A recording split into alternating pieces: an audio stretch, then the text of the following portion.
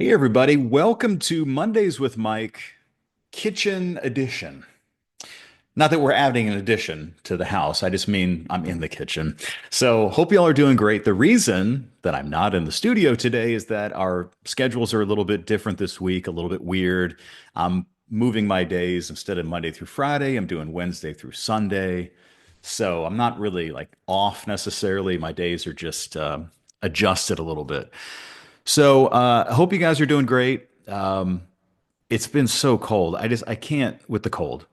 I don't know about you, but I've had enough with the cold. I just can't. And we're going to talk about that coming up because we are not done with the cold temperatures. Not by a long shot, not yet. Now there is some warm weather in sight, but we are going to get a couple more shots of some cold air coming in. So, we'll talk about that coming up. We're also going to talk obviously about the the biggest weather story of the last several months, the last year probably, and that is the Southern California wildfires and the just it's a catastrophe. It looks like a apocalypse out there in some neighborhoods, towns. It's just unbelievable. So we'll talk a little bit about what causes that, what we're looking at as far as the wind situation over there that leads to these sort of eruptions, Santa Ana winds and things like that. So, but first of all, I want to start out on a light note, on a happy note. The Texans, the Texans. I mean, look, everybody all week long was talking about Rex Ryan. Now, if you don't know who Rex Ryan is, he used to be the coach of the New York Jets. Uh, He did take them to some AFC Championship games with Mark Sanchez. I mean, yeah, he was a good coach. He's a good coach. Um, he kind of left the league under some weird circumstances. But anyway, he said that the Texans were, I mean, that the Chargers, the LA Chargers, were basically getting a bye week by having to play the Texans. Just saying that we're a weak team and, it's pretty much just they're going to bowl over us. Now, I see a little bit of where he's coming from because, we didn't end the season very well. After Tank Dell, got suffered that injury, it just for some reason seemed like CJ kind of like it took some of the wind out of his sails. I don't know why, but they weren't playing with the same sort of finesse that they usually do. But boy, they showed up on Saturday. Wow. I mean, big time. I mean, they just mopped the floor with the Chargers. They really did. Now, granted, maybe the Chargers, well, not maybe, they probably were distracted by what's happening in their hometown. I mean, Los Angeles and so much of that area is burning down. I don't know if the players were directly affected in their homes. Some of them might have been, but I'm sure psychologically it was a stress for them. But regardless, they did not play well. Their quarterback, Justin Herbert, was awful. The Texans were great. So, but did you know this? Do you know who we have to play next week or later this week? The mighty Kansas City Chiefs and Taylor Swift's boyfriend. We have to play them on Saturday. The NFL came out with their schedule. I think we are due for Saturday afternoon. And I will tell you and show you here in a few minutes that weather for the game looks cold. It really does. The weather in Kansas City is going to be awful. I don't think it looks snowy at this point, but it's going to be harsh. Like the temperature probably in the teens or low 20s with a pretty vicious wind of about 20 miles an hour. The wind chill for that game is probably going to be something like five, like in the single digits. It's going to be very, very cold for the Texans in Kansas City. And then, well, I don't want to give too much away because we're going to look at the weather maps here in a minute and talk about some of the other NFL games coming up this weekend. But so we've got football, we've got cold weather, we've got California wildfires. Let's go ahead and take a look at a few things. So I'm going to share my screen here. I'm recording this on Zoom so that I can. Um, Also, by the way, so we have two dogs. Hey Goosey, come here. They're kind of cutting up a little bit. Like Goose is over there by the door. He's been asking to go outside. Goose, you've been outside like 10 times today. No. Go night night. You want to join me? Come here. He probably usually doesn't let me pick him up like this. Come here, buddy. No, he won't. But anyway, he's like begging to go outside and he's annoying me because he's already been outside. You've been outside. Then I got them, they have these liver treats, freeze dried liver at Costco for dogs. It says dogs and cats. Jelly wants nothing to do with it, but they're just like these chunks of liver. These dogs will like bite your hand off for these treats. So if you really want something special for your dog at Costco, I don't know what they're called. It just says like freeze dried liver or something like that for dogs. They love, love these treats. I mean, oh my gosh, ridiculous. Okay, so let's get into it. So I'm going to go ahead and share this screen, make myself little here. So let's start off with the fact that we're going to be cold for a while. So right now we're looking at the GFS computer model. You've heard me talk about this all the time. GFS stands for Global Forecast System. It's the primary, what you would call a medium range American computer model. It goes out from hour zero to hour 384. So it's a 16-day forecast, which is pretty amazing. Kind of thing that we would never have been able to do, were it not for the supercomputers that this runs on. But what we can do, what I'm showing you right now, is the forecast temperature anomaly. So anomaly is just a fancy way of saying, abnormally higher or lower. So we're going to look at this and see, and I want to show you what it is indicating for us as far as the forecast of whether or not we're going to be abnormally higher or lower on our temperatures. So here we go. So what we're watching here is down here in Texas, where we're kind of average today. And looking ahead at time, I want you to notice this blob up here on the top part of the screen. This is going to be coming down like that, and it's going to bring just really cold air to a lot of the country again, and us included. So let me delete that. So here we go. So we're looking ahead in time. This is Tuesday, Wednesday. We're actually looking warmer. Thursday is a nice warm up across the country. Now, a lot of times, warmer air will precede colder air just because of the wind flow. So you'll get a wind flow coming up from the south, you'll get abnormally warm for a while, and then the colder air will come in. Goose, you already went outside, dog. Okay, hold on a second.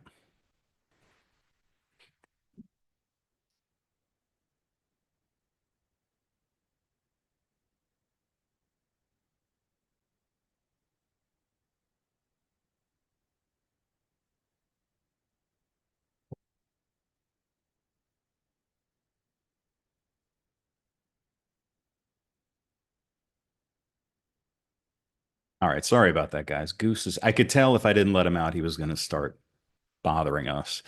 So anyway, we're looking ahead here at Thursday and notice that down here in Texas, it's kind of red. So we are looking for above average temperatures there coming up on Thursday and on Friday.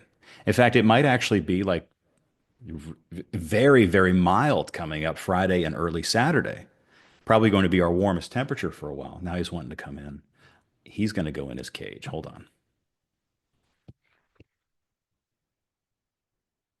Lucy, here.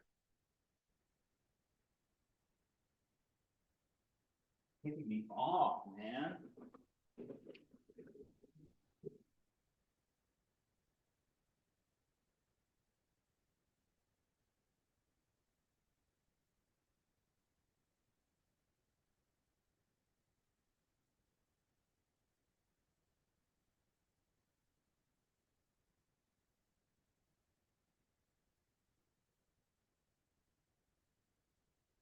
Okay, so while we were paused, sorry guys, I let Goose back in and I gave him one of those liver treats, one of the aforementioned liver treats, and so now he's okay. All right, so this is Saturday, and I want you to notice here how we have this large area of the country here Saturday morning that is abnormally warm. including, by the way, up here in Kansas City. But it's not going to stay that way. So as we look ahead in time here, this is now, let's see, Saturday morning. Now look what happens here. This is going to be a close call with the Texans, I'm telling you, because coming up on Saturday afternoon, this area right here, which is right in the middle of your screen, Kansas City, is all of a sudden now running on the cold side. And we're looking for colder air to come in. So there's Saturday. Now look what happens here. I mean, just look at this blob coming down from Canada. Watch the purple. Bam. So that's what's coming down into Texas. Now we're talking about early next week. Boom. So this is going to be our next round of really cold air. Not to say we aren't going to stay cold the rest of this week. We are, mostly in the mornings for the next few days, but this is going to be a big story across the country with the cold air coming on in. So this is Sunday, Monday next week, and then we stay. There's another boom coming down here.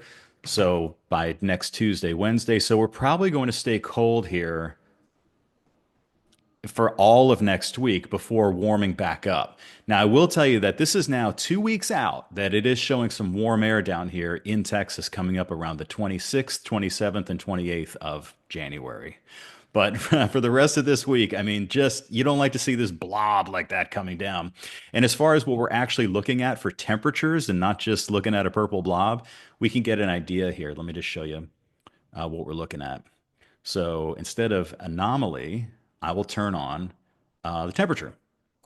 And so let's go here. And so for, let's see, let's fast forward to Monday the 20th, and it's showing 27, 28, 30. So another freeze likely. And then let's go to Tuesday the 21st. We have 29, 38, 40. And here's Wednesday the 22nd, lots of 30s. Thursday, 40s. So let's see. The coldest morning right now looks like it's going to be Monday. Yeah. So we'll keep an eye out for that on Monday. In fact, and that's the GFS. We can also switch here over to the European model and see what it is showing. Although I'll tell you, for this last cold weather event, it was overdoing the cold air a little bit. This is what the Euro. See, the Euro did this last time too. Was showing like lows in the teens and 20s, but actually we only made it down to like 31. So let's just take that with a grain of salt that if, when you see stuff posted here about what's coming our way next week, that the European model has been trending cold. We call that a bias. So it's had a cold air bias here for the last couple of events that we've had. Now, as far as frozen precipitation, we could take a look at that too. Um, let's see. So this is the front coming in. Let me go ahead and shrink this so that we can maybe see it a little bit better. So here's the cold air coming in. Let's go. Dot, dot, dot, dot, dot, dot, dot. So now we're Friday, Saturday, Sunday. Here comes the front. This is the um, cold front coming in. And then it's not showing any precipitation until, let's see, next week, really. Do I have this on frozen? Yeah. So let's switch back to GFS because the GFS was showing some snow. Whenever you have to, this is like forecasting hurricanes, like here. So the GFS right now on next Tuesday, the 21st, is showing this area down here for us of snow and sleet and freezing rain. So this is now 8 days out. And I'll tell you that it was doing the same thing for our last round of cold air that arrived last week, that it was much more aggressive on snow than what we actually got. Remember, most of the snow fell up there in North Texas, and that was it. So we'll see. I mean, look, the model is showing snow in New Orleans too, and it's probably not going to happen. It's showing heavy snow over in you know, Opelousas. Probably not going to happen.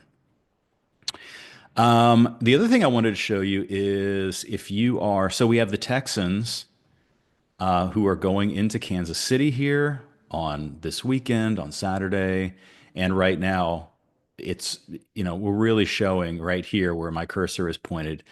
These lines that are close together, we call that a tight pressure gradient, and that has to do with what's happening in California too, by the way.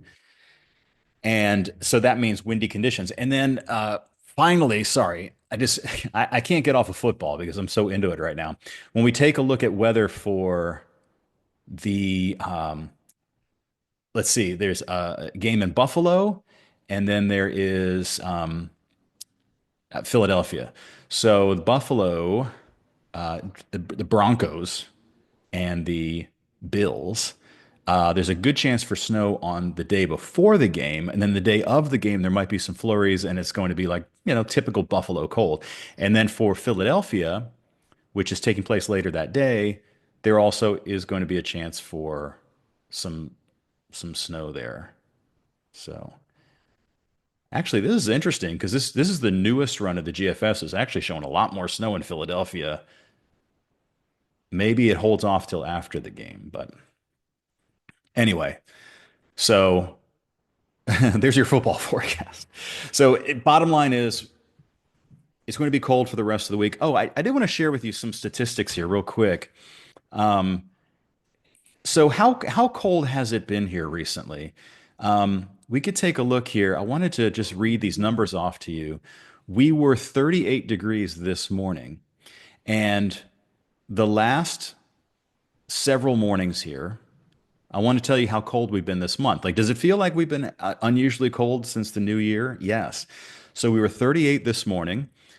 The previous, let's see, one, two, three, four, five, six, seven, eight. So this morning was our ninth day in a row with lows in the 30s. The coldest that we've been so far is 31, believe it or not. We have had three freezes. We had two freezes on the 5th and 6th of January, and then we did freeze on Saturday morning. So we've been down to 31, 31, and 32. Those are the coldest temperatures we've had so far this year. So will that trend continue? Well, right now, I could share this with you too. Let me go ahead if you're just kind of curious at some of the stuff, that we look at here. And this is kind of basic. But we could look here at the latest GFS model. And let me refresh this just to see if we got a new update. Probably didn't. Yeah. So we could look at like Tuesday, 38 in the morning, 57 in the afternoon. On Wednesday, 30s in the morning. Thursday, 30s in the morning. Friday, 30s in the morning. But remember, I was showing you on that last page, the blob, right? How there was this warm area that was going to come in before our next cold blast. And that's coming up here Friday and Saturday. So right now it's showing a high temperature in the upper 60s on Friday and also near 70 on Saturday. That's this Saturday before plunging temperatures come in. So right now, for example, it's showing us staying stuck in the 40s on Sunday and getting down to freezing on Monday and just the whole thing. Oh man, I've had enough. I'm telling you. So that's what's happening for this week, the rest of this week. And of course, you can get the latest forecast with, let's see, Allison was on this morning. JD will be in tomorrow. And of course, Ramisha at night, to keep up with not only the cold air this week, but what's going to be coming our way next week. Okay, let's get to the California wildfires, guys, because it's obviously it's heartbreaking.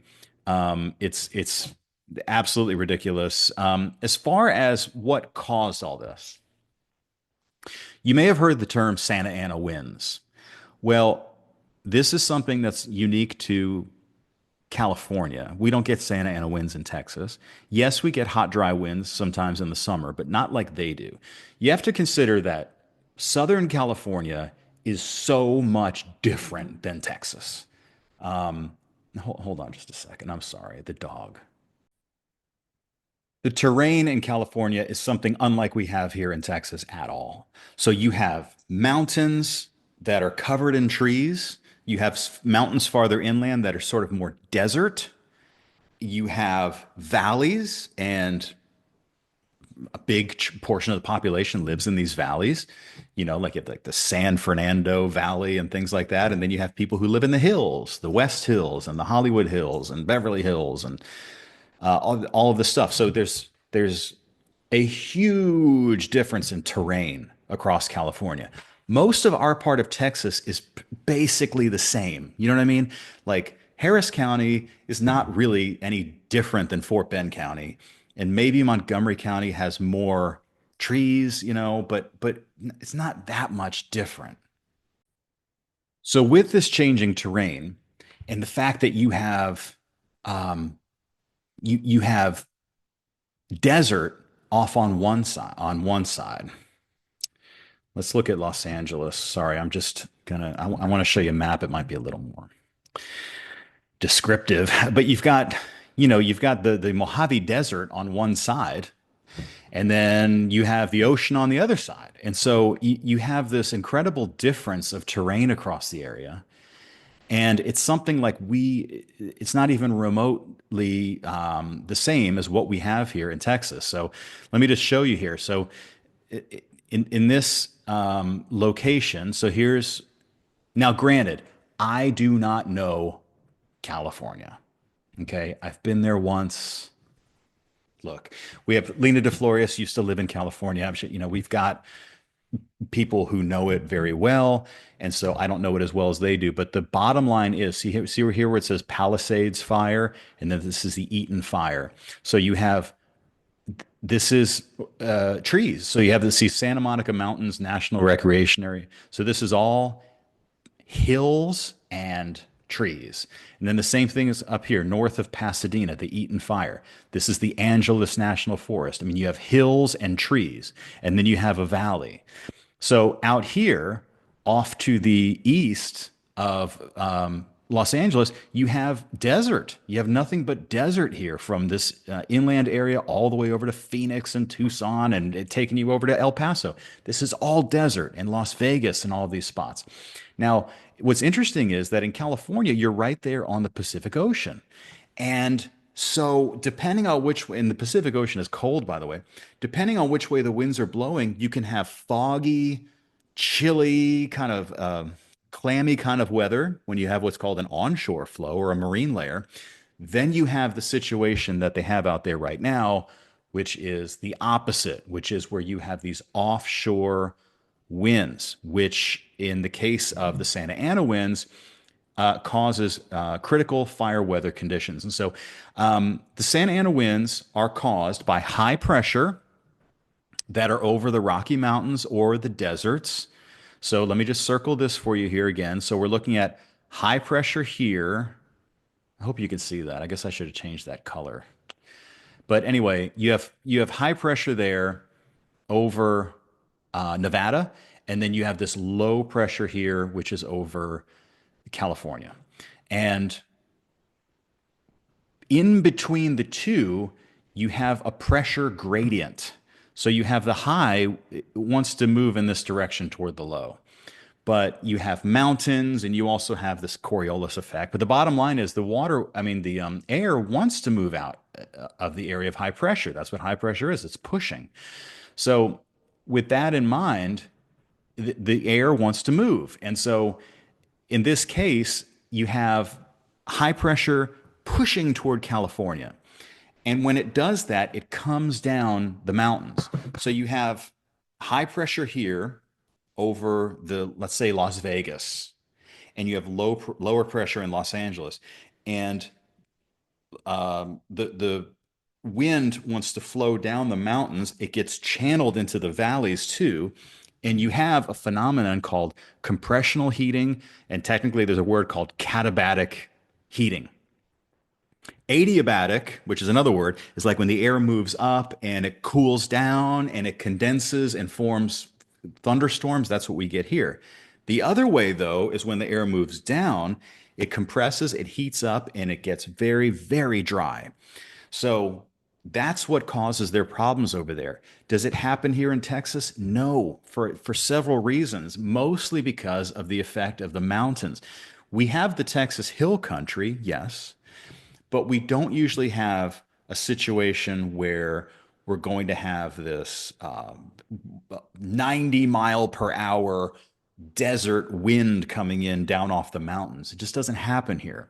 So we can, of course, have wildfires, We have had wildfires. 2011 was the notorious year of the drought in the year of wildfires across the region, but we don't get Santa Ana winds here in Houston, so we don't have to worry about that. Obviously, we have the opposite problem, which is flooding. So, thoughts and prayers to everybody there in California. And as far as your week ahead, prepare for more cold mornings and more cold air next week. Shout out to my mom and Neil who are watching in Florida. Hope you all have a great day. Thanks for joining me in my kitchen. See you later.